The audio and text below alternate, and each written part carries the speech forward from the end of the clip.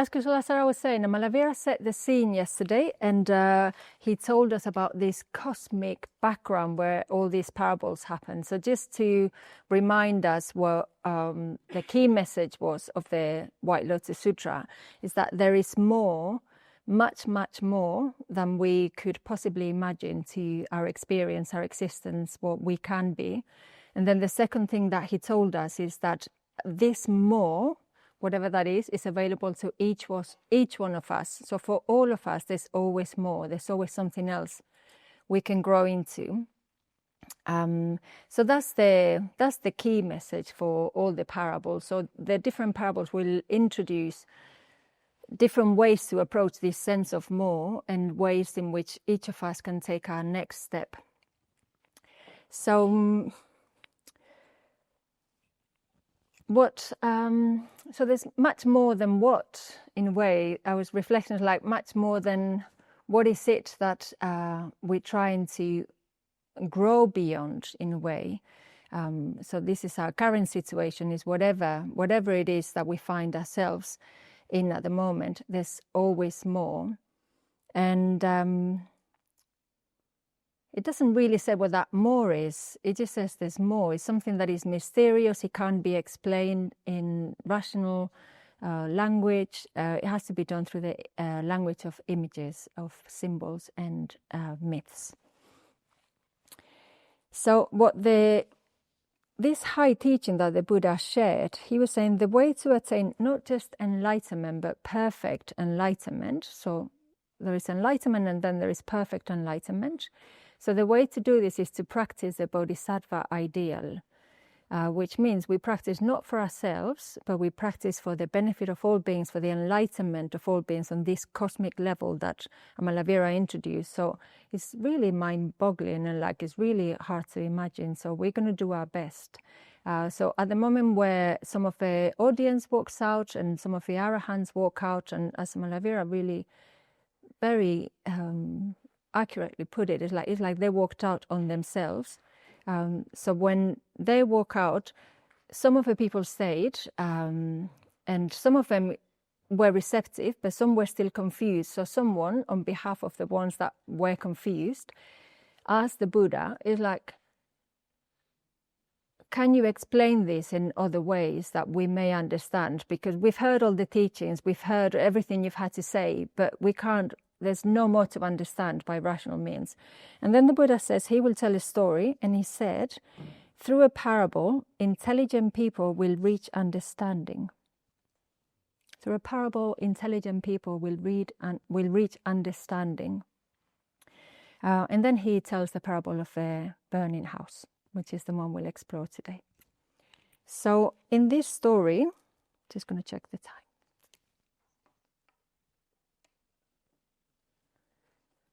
So this story says there was once upon a time, there's this an elder, very wise, very, very rich man who had this house. He had this really big, huge mansion with hundreds of servants, and he had something like at least 30 children in it. There was loads of children in this big house.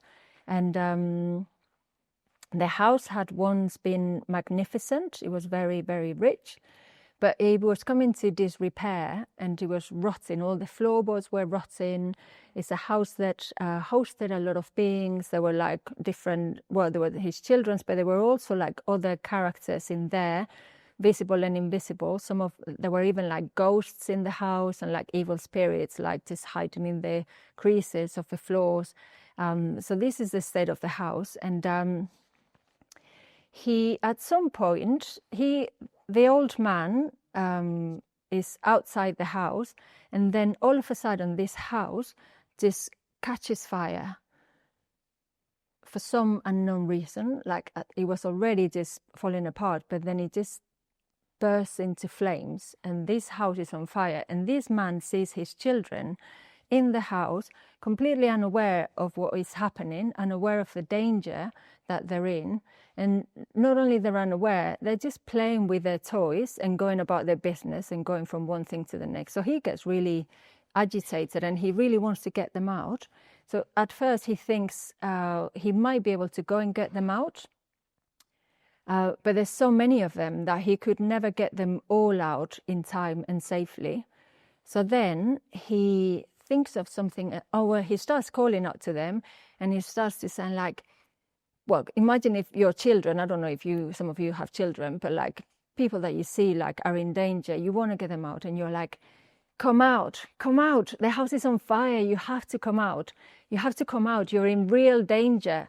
But the children, as they are, they're just like playing with their toys, and then every now and again they glance at him, but then they just get distracted again and they go and play with another toy, so they don't really listen to this call.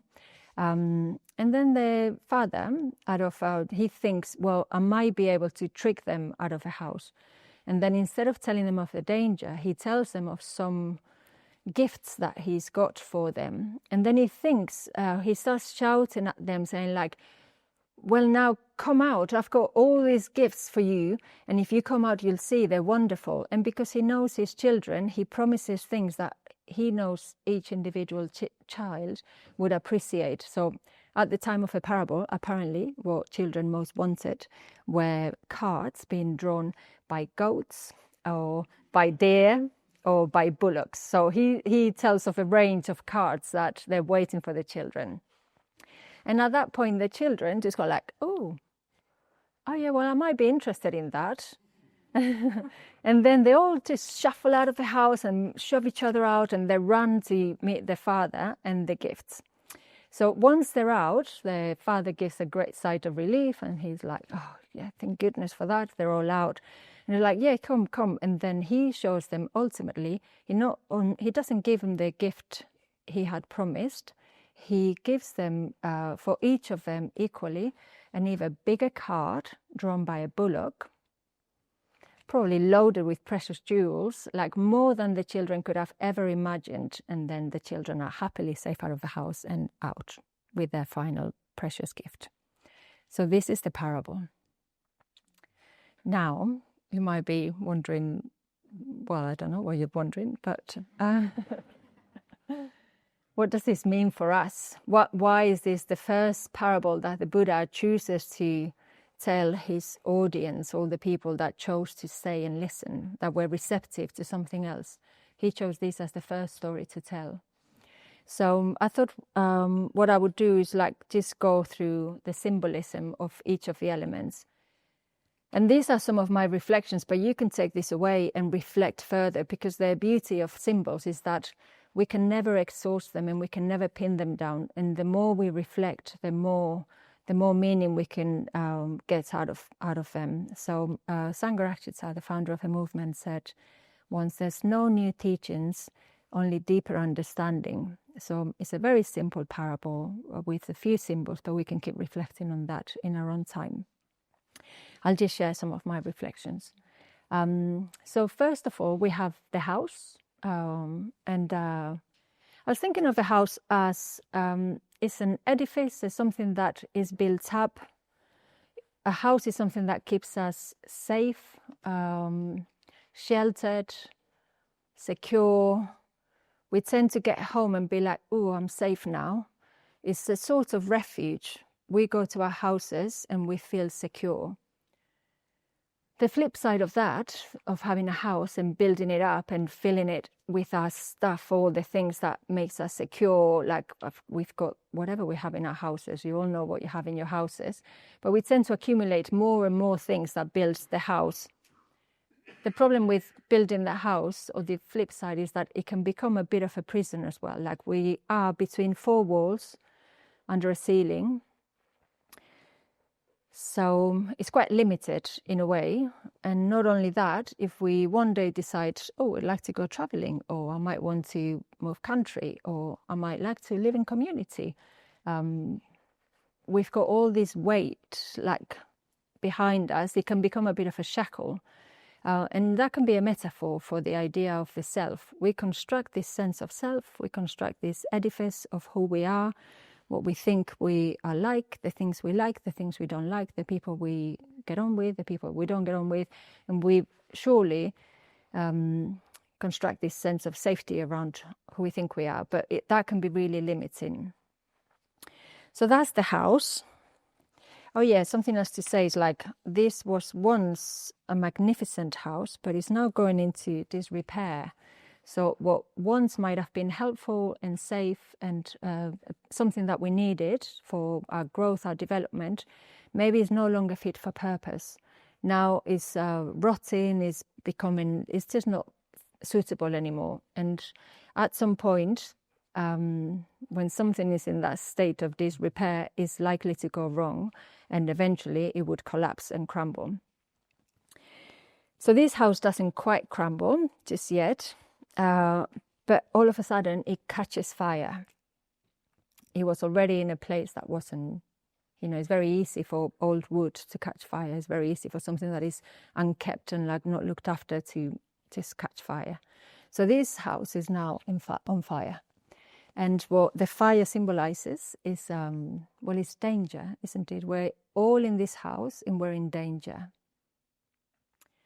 And the danger that we're in is that we don't really see the situation we're in. The children are not seeing the fire. They might smell it. They might have a sense of it. But they're not really aware that there's a crucial situation that is playing out. And we're not really aware of our crucial situation, of the human predicament, or we might know it intellectually, but we don't really know it deeply. So what that means is, while we're playing with our toys, we normally don't realize the truth of impermanence. We don't normally reflect. We all know how painful it is for things to end. Normally we focus on the end side of impermanence, not always, but like we tend to think of impermanence as things ending. And we all know how painful it is to lose something that we love, whether it's our favorite jumper here on the retreat, or we lose our laptop on a train, or more seriously, we can lose people. We're in relationships and that relationship ends, and somehow we thought that could never happen. We didn't realize that things come to an end. We lose loved ones, people die, and eventually we will lose our own life, like death will come to us all. And yet we live our lives as if we could live forever. We don't really, really understand that we're going to die. It seems like it's something that happens to other people, but we too will die. While I was doing some of the reading for this, it really struck me. I was listening to someone else's talk, and she was saying that if we think on any given year, one of the days will be the anniversary of our deaths. We don't know which one that is. We don't know when it will happen. We just know it will happen, but we don't know when it will come. So we're merrily playing with our toys. We're distracting ourselves while this big fire of death is roaring in the background. We choose not to pay much attention to it, or not always. Sometimes we can do. Something else that we're not aware of is that we go about life thinking we're our own entity, that there's a being here going through life, navigating life, a fixed and separate self that will deal with things as and when they come. But we don't realize that we're not like that. We're not fixed and separate. And we're not an entity, we are a process. And we tend to fix ourselves because it's more comfortable to think we're an entity, because in that way we can feel we're in control. I know what's best. I know what I need to do. There's a sense of like there's a me here, and as long as I shelter it and protect it, it will be okay. But it's not that way. We're not fixed, and nothing around us is fixed. Everything is in constant flux, but we don't listen to that either. So that's also feeding the fire. And then I think it's not that we don't know it, but we are very good at distracting ourselves. The third thing is that our experience can be really painful, or at least at times it will be painful. And Buddhism doesn't say that life is painful. Sometimes people say, oh, Buddhism says that life is suffering. Buddhism is not saying that, or the Buddha is not saying that. What the Buddha is saying is that in this conditioned existence, in the life as we live it, we can't get ultimate satisfaction from anything that itself is subject to impermanence and subject to not being a thing itself. So we can't get ultimate satisfaction from anything in this conditioned experience. But it's not saying that we don't have good times, that we don't have joy, and we don't have friendship, and we don't know love and connection. Like, all of that is true in this life as well. It's just saying that we can't rely on anything in this house to give us ultimate permanent satisfaction. And we all know it. We all know that we go through, that some things are painful, and we all know that a lot of the time we choose to ignore that and we distract ourselves with the latest toy. You can think what that is for you. With the latest, I don't know, like there's a job that might not be working for you, and that you go for the next bigger job that will give you the next bigger status. I might do that myself. I'm saying you, but I mean me as well, and all of us. Or it can be things that we possess, things that we buy, things that prop us up, things that secure that this sense of like, we're okay, this is painful, but I'm not going to look at it for now. It's interesting, on retreats, the more we can quiet our minds, the more some of these things will begin to arise. The things that we don't give attention in our day-to-day life, we're very used to ignoring this, and then we come to a place where we can rest and like stop the chatter, stop the distraction, and then things might arise out of that. So this is the burning house. This is the human predicament. This is what is happening all the time. And we're the children. We're just unaware of the fire. We haven't got the clarity to see this. We get some moments of clarity, but we don't have the clarity to really know what's happening. And in this, there really is no blame. The father is not outside the house going like, well, I'm calling them and they're not really coming out, and like, you know, if they get burned, you know, it's their fault. And it doesn't work that way. Like the father is really trying to get the children out, and there's no judgment. It's just the situation. We just have to do something about it. And we can do the same for ourselves. Like if we realize that sometimes we are suffering, or we realize that, you know, we're not making as much progress as we would like, or we're not meditating as much as we would like, we don't have to feel guilty about it. We just have to see the truth of the situation and do something about it. But there's no blame in our human situation. We're just deluded. We think we are separate somehow. We think we have this sense of self, and we keep propping it up with this and that, objects, friendships, views, the things we believe, who we think we are. And yes, the Buddha tells us, we glance, we get glimpses of this, we hear a bit of the call, and then we're like, we kind of know, we all know, somehow, sometimes, we all know. But the toy, the distraction, what we're doing is too compelling. We just come back to it, or we move on to the next toy. So we are the children in that situation. We're not guilty of it. We just deluded. Now, if we could tell the house is on fire, we would really be clear on what we need to do. And there would be no doubt, no hesitation. We wouldn't be choosing whether I'm going to change my clothes before I run down the stairs, if I'm going to put some makeup on, like, you know, like we wouldn't do any of that. We would just get out by the quickest, safest way. We possibly would try and take someone with us as well, if we realize. So sometimes we do see the reality of this situation. And I thought I'd just share one personal story, like reflection on this. Some years ago now, I went to visit my auntie, was in hospital, and she'd been ill for like a couple of weeks.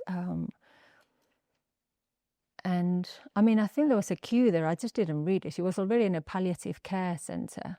She'd broken, I don't know, something on the bottom of her spine, and she couldn't go home. But anyway, she'd been in hospital, and I just went to visit. And as the days progressed, the thought that she might die began to dawn on me. I was like, oh, she might never leave this place. And the more I understood that this was crucial, that she might die, the more I became a bit like Teflon, where all my little worries, petty stories, my concerns, my daily things, everything would just nothing really mattered. What mattered is that I was alongside her. And what was really surprising is that what came up was a huge amount of goodwill and kindness for everyone I came into contact with. I just somehow saw the reality of death. I thought, well, she might die. But not only she might die, she was in a ward where a lot of people were very close to death, and a lot of families were going to visit. And I really saw that that's what's going to happen to all of us, either to our relatives or eventually to us. So I had a great sense of solidarity with other human beings, and the only response seemed to be love, in the form of like compassion, I guess, for ourselves. Like in a way, it's what we do when we practice a metta bhavana. We try and connect with that feeling. The thing is, like, we can't always be in contact with that knowing of death, and in a way that's why we practice, because we can't always be so close to the truth. So then we need to practice and remind ourselves that we all share this human predicament. So sometimes we do hear this truth, or we know that the house is on fire. And then something else I was reflecting on is like, this fire will keep on burning, and this wheel will keep on turning. This cycle of this wheel of life, as we know it, will keep turning. So the fire is not only when bad things happen, or bad as in painful things happen, and really painful things happen to us. But sometimes we do get a break, or sometimes things go really well for us and we're really happy, or sometimes things go our way. But we're still caught in this cyclical existence. So we alternate between pain and pleasure, gain and loss, fame and infamy. We keep oscillating between the two. And we're a bit at the mercy of like what is happening externally for our inner peace. In a way, it's an impossible task. We can't really expect any external conditions to give us inner peace, inner satisfaction.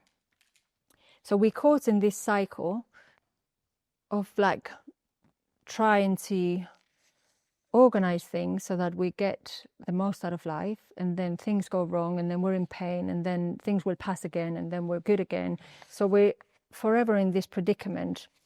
So that's more what the fire means. We're caught in this wheel of trying to go through life, balancing things out, expecting conditioned things that are relying on external factors to provide us ultimate satisfaction, and it just won't happen.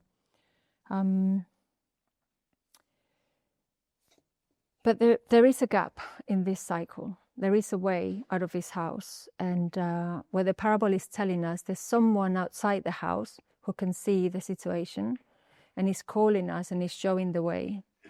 So in this parable, the father doesn't choose to go and get all the children out. So in our situation, we are not expecting like a God figure to come and save us or rescue us. No one's going to come and rescue us as such. No one can do it for us. the Father is just doing what he can to get us out, pointing the way, using whatever means necessary.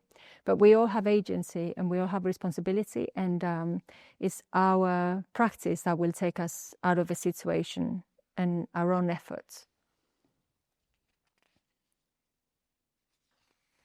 When we did the dedication ceremony, there's a line that says, not by the chanting of sacred scriptures, not by the sprinkling of holy water, but by our own efforts towards enlightenment. We have to make the effort. We need to move. We need to walk out of the house.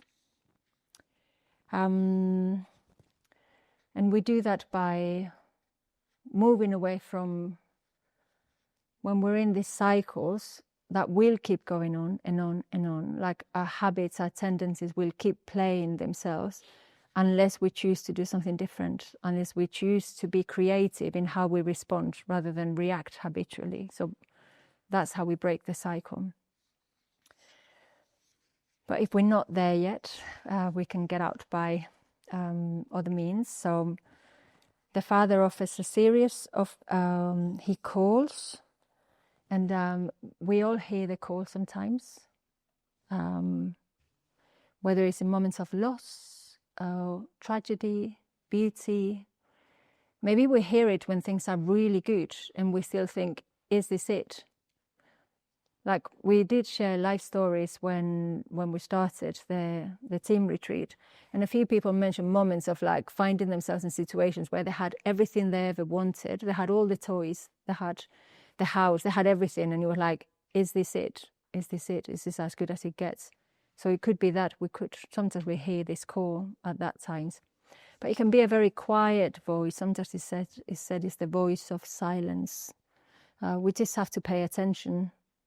We really have to pay attention, listen to the quiet voice that really knows. And when we shared hopes and fears as well, like when we're saying of the hopes, a lot of people mention peace of mind. We know it's possible for us. Connection, friendship.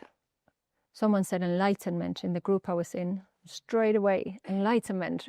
We must know, something in us knows that is a possibility for us.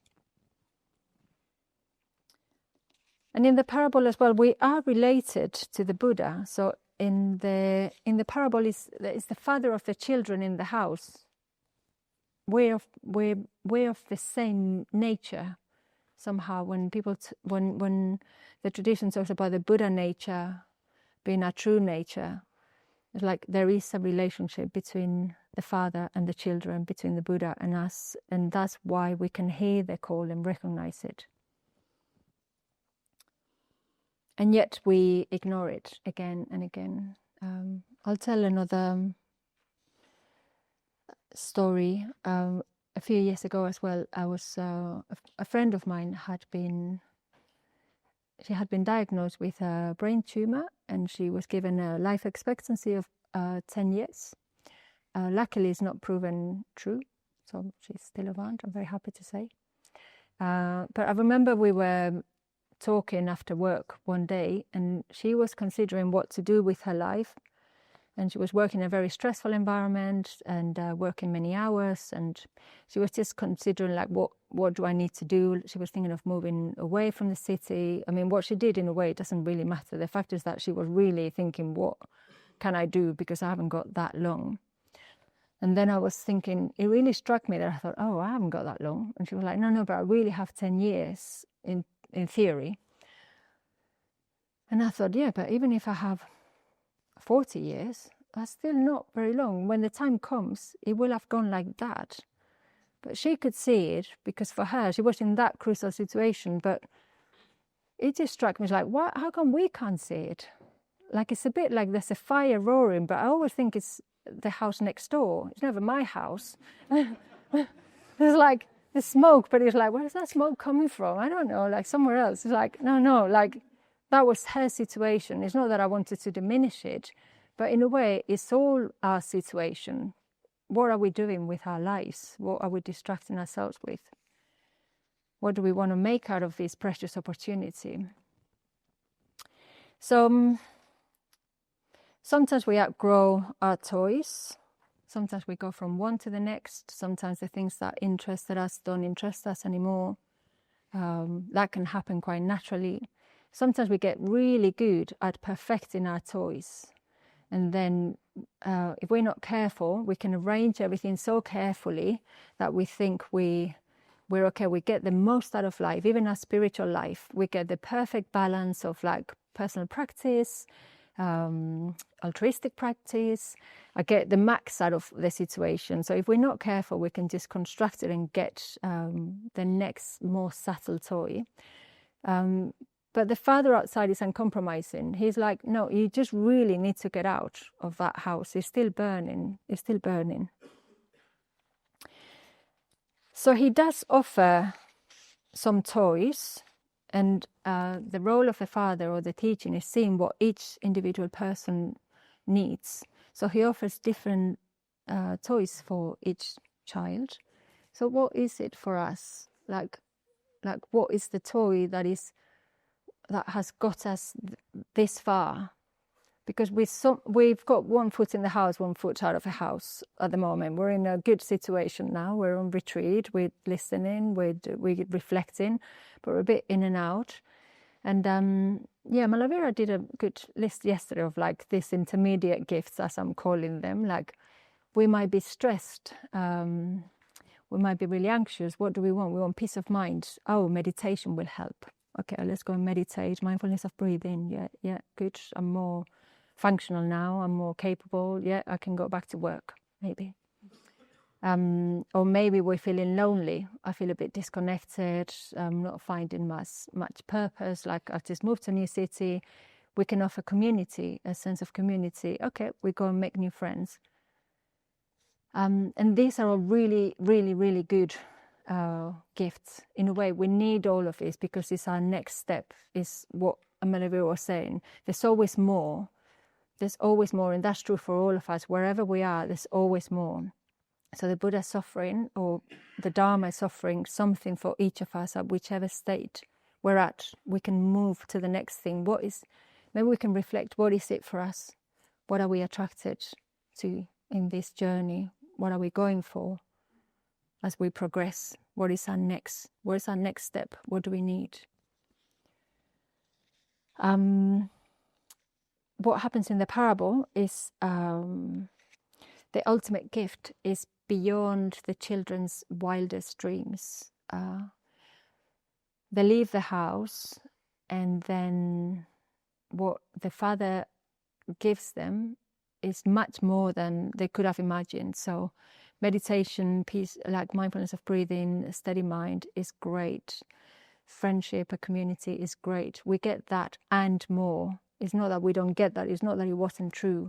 We get that and more. And that more is really difficult to know because we're not there yet. But we hear the call. There's something in us that resonates with that more.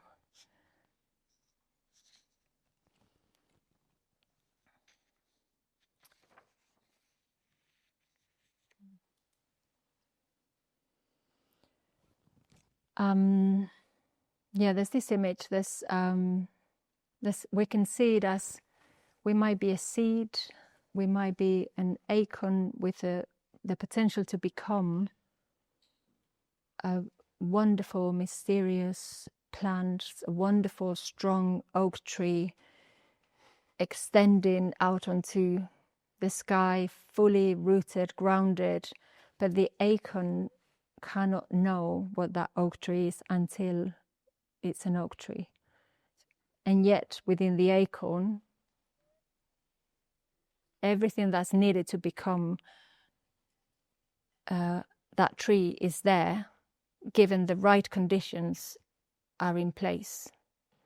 So it's a bit of a koan. All the information, well, it's not information, the potential is a mystery. It's like where things come from, where things arise from. Why is it an oak tree and why is it not an orchid? All the mystery of what we become is there, and we need conditions in order to grow. We need conditions. Another point is the final gift is one and the same for us all. So then there's not so much division of what each person gets. Ultimately, in all this big, vast drama of cosmic enlightenment, ultimately it's all about wisdom and compassion to a degree that, again, we know it and we don't know it, is infinite under every circumstances at all times. What is that like? Can we have a sense of what being like that would be like? Can we have a sense of a universe where that's what there is all around us, permeating everything? Very mysterious. It's beyond our wildest dreams. But we can respond, we can have faith. We can have faith in the teachings. And Sangharakshita, the founder of a movement and this order, he gave a definition of faith that I find really, really helpful. He says, if we want a definition of faith, we can say that is the response, even the emotional response, not the rational response, the emotional response of what is ultimate in us to what is ultimate in the universe. So I'll say that again. If we want a definition of faith, we can say that is the response, even the emotional response of what is ultimate in us to what is ultimate in the universe. So the universe is calling all the time, and we recognize the call. There's a resonance, there's an emotional response. We know something of it, even if we're still an acorn or a shoot. Something in us is growing in that direction. So just to start wrapping up, I just wanted to say a closing remark. So leaving the burning house is not escaping in the sense of escapism. So some people might think that practicing a spiritual life, practicing for ourselves, coming on retreat might be not wanting to be in connection with the reality of whatever it is that other people think reality is. They might think we're escaping real world, real suffering, the world. It's not that. Not leaving a burning house is insanity. Leaving the burning house is a wise thing to do, and it's of no benefit to anyone to stay in a burning house. So what escapism is refusing to grow, refusing to walking out on ourselves, as Amalavira said. That's escapism. So we come here, we give ourselves the chance to rest, reflect, listen to this quiet voice, have a sense of what our burning house situation is, having a glimpse of what might be opening up in front of us. So that's really, really valuable. We can bring all of that back to wherever we're going. We're not escaping our reality. So the parable says there's a burning house and there's a Buddha outside the burning house. The Buddha's not asking us to leave the world. It's very mysterious. We're still in the world. It's asking us to leave the world as we see it, which is a bit deluded. But we're still going to be in the world. We're just going to be in the world with more wisdom and compassion. And it's very mysterious. It's very mysterious to imagine a reality that is not as we know it or as we think it is. And that's why these symbols and parables are really, really helpful, because we can't think our way through it. We can't rationalize. We can only have a sense of this call. We can have a sense of images. We can see what these symbols are for us. What are our toys? What's our individual toys? What are we distracting ourselves with? Do we realize there's a fire? Are we dissatisfied enough with our experience? Are we dissatisfied enough to do something about it? I'll read another quote from Sangharakshita again. He says, mankind progresses for the same reason that the amoeba evolves, from irritation. There was never any flower of human achievement, but some great sorrow lay at its root. So mankind progresses for the same reason that the amoeba evolves, from irritation. There was never any flower of human achievement, but some great sorrow lay at its root. So we need to look at this root, look at the roots of the problem, not get the next toy, not get distracted by the next thing, just what is the root of the situation. And the Buddha is just saying we can do that, we can be awake to a different way of being. It's very mysterious. We can only try and get to it through symbols. We can't think our way through it, as I said, but we can let symbols speak to us. We can let this beautiful shrine speak to us. What's the color? Why is it all red? Who are these figures here in the shrine room? Wild, passionate, dancing, free. What's the Buddha representing? We can't say it in words, but we can directly experience it, and through image and symbol we can know it.